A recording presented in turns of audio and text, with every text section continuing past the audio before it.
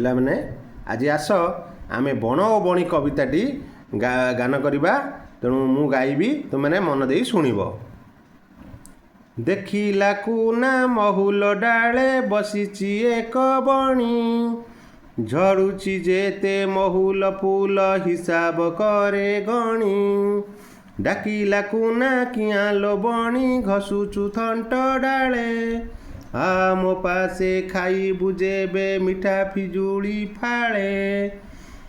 ସୁନାର ଏକ ପଞ୍ଜୁରୀ ଗଡ଼ି ଆଣିବେ ବାପା ମୋର, ମାଠୁ ମାଗି ଦେବିଲ ତୋତେ କଦଳୀ ଛେନା ସର। ସୁନା ଗିନାରେ ଦେବି ମୁଁ ପାଣି, ରୂପା ଥାଳିରେ ଭାତ, ବୁଲାଇ ନେବି ମେଳାକୁ ତୋତେ ଦେଖିବୁ କେତେ ଜାତ। କହିଲା ବଣି କୁନା ଭାଇନା କହିଲ ସତ ଏକା, ମନରେ ତୁମ ଶରଦା ଥାଉ ନୀତି ହେବ ଦେଖା। ଗଛରୁ ଗଛ ଉଡ଼ି ଉଡ଼ିକା ପାଉଛି ଯେ କେତେ ସୁଖ, ଆକାଶେ ଥାଇ ଦେଖଇ ମୁଇଁ ଜନମାମୁଁର ମୁଖ।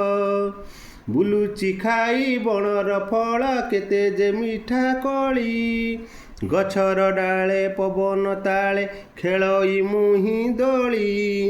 ମନ ଆନନ୍ଦେ ଉଡ଼ି ବୁଲଇ ଖୁସିରେ ଗାଏ ଗୀତ, ନ ମାନେ ଝଡ଼ି ବରଷା ଖରା ନ ମାନେ ପୁଣି ଶୀତ। କୁନା ଭାଇନା ସୁନା ପଞ୍ଜୁରୀ ଦେବ କି ସେଇ ସୁଖ, ପର ଅଧୀନ ବନ୍ଦୀ ଜୀବନ ଅଟଇ ବଡ଼ ଦୁଃଖ।